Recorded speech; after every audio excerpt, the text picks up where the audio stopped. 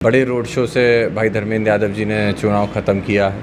जन सैलाब उमड़ा उत्तर प्रदेश और उसके साथ साथ देश के अंदर इंडिया गठबंधन का प्रचंड बहुमत की सरकार बनने जा रही है। घर घर में महंगाई इतनी बढ़ चुकी है कि रोज़मर्रा के जो सामान हैं आज उन पे भी टैक्स लग रहा है, उनके भी दाम बढ़ते चले जा रहे हैं। तो एक अच्छा समर्थन मिल रहा है और मुझे पूर्णतः विश्वास है प्रत्याशी भी और नेता भी इस बात को खुले मंचों से कह रहे थे कि हम संविधान को ख़त्म कर देंगे।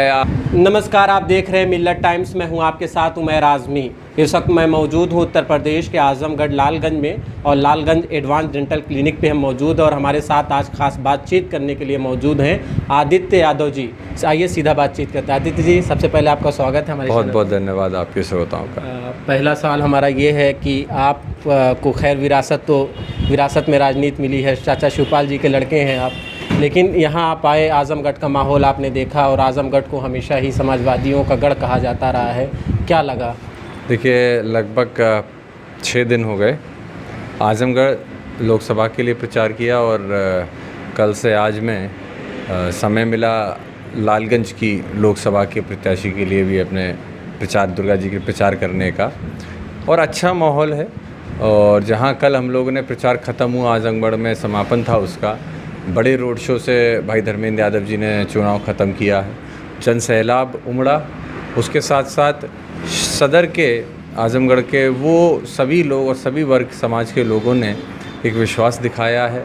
और देखिए, आज जब हम छठे चरण का कल वोटिंग होगा तो मैं ये पूरी जिम्मेदारी से कह सकता हूँ कि उत्तर प्रदेश और उसके साथ साथ देश के अंदर इंडिया गठबंधन का प्रचंड बहुमत की सरकार बनने जा रही है, जो कि जिस तरीके से महंगाई, बेरोज़गारी, भ्रष्टाचार बढ़ता जा रहा है। और हमने देखा भी है कि खासकर युवाओं के अंदर एक ट्रेंड निकल के आया जो कि इंडिया गठबंधन को जिसने सपोर्ट किया है। और हमने ये भी जानते हैं कि जिस तरफ को युवा मुड़ता है उस तरफ को ही देश की आवाम चलने का काम करती है। तो एक अच्छा समर्थन मिल रहा है और मुझे पूर्णतः विश्वास है कि समाजवादी पार्टी आजमगढ़ लोकसभा भी और उसके साथ साथ जहां हम आप खड़े हुए हैं लालगंज में, बड़ी जीत करने वाली है। मैं आज मिला भी हूं, वसीम भाई हैं, इन्होंने प्रचार किया है, पार्टी के वरिष्ठ नेता हैं, आपने पूरा प्रचार देखा, संभाला है। और उस प्रचार में ये बात भी निकल के आई है कि यहाँ भी अनवर के लोग बड़े बहुमत के साथ जिताने का काम कर रहे हैं। दूसरा सवाल हमारा आदित्य यादव जी आपसे ये है कि आजमगढ़ के साथ साथ जो पश्चिमी उत्तर प्रदेश में मतदान हो चुके हैं और आप जैसा बता रहे हैं, आप भी एक युवा हैं, तो क्या बड़े मुद्दे रहेंगे इस बार अगर इंडिया अलायंस के लिए अगर सीटें बढ़ती हैं, बीजेपी की सीटें कम होती हैं, तो इसके सबसे पहले वजह क्या होंगी, क्या मुद्दे रहे जिससे बीजेपी विफल हो जाए? देखिए, वजह पश्चिम की आप बात करेंगे तो वहाँ पे जो आवारा पशु की समस्या रही, बड़ी समस्या रही किसानों के लिए, नौजवानों के लिए बेरोज़गारी, रोज़गार के कोई अवसर नहीं मिल रहे हैं, महंगाई, घर घर में महंगाई इतनी बढ़ चुकी है कि रोज़मर्रा के जो सामान हैं आज उन पे भी टैक्स लग रहा है, उनके भी दाम बढ़ते चले जा रहे हैं। और साथ में जो पिछले 6 महीने में जिस तरीके से संविधान के बारे में लोगों तक इस बात को पहुंचना हुआ, जहां भारतीय जनता पार्टी के अलग अलग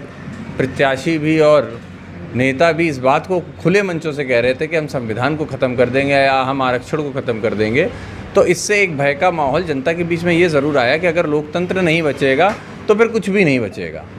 तो उसको देखते हुए सबने इंडिया गठबंधन का साथ दिया है।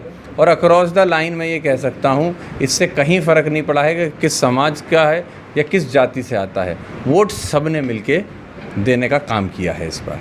ठीक है, शुक्रिया बातचीत। बहुत बहुत शुक्रिया। हमारे साथ मौजूद थे आदित्य यादव जी, जिनसे हमारी ख़ास बातचीत हो रही थी। आपको बता दें, आजमगढ़ में छठे चरण का चुनाव कल यानी होना है 25 मई को, और ऐसे में आदित्य यादव जी बातचीत कर रहे थे। इनका साफ तौर पे कहना है कि लोकतंत्र बचाना है और संविधान विरोधी जो लोग हैं उनसे मुकाबला करने के लिए इंडिया अलायंस पूरी तरीके से तैयार है। कैमरा पर्सन शुभम शुक्ला के साथ उमैर आज़मी, मिल्लत टाइम्स, आजमगढ़।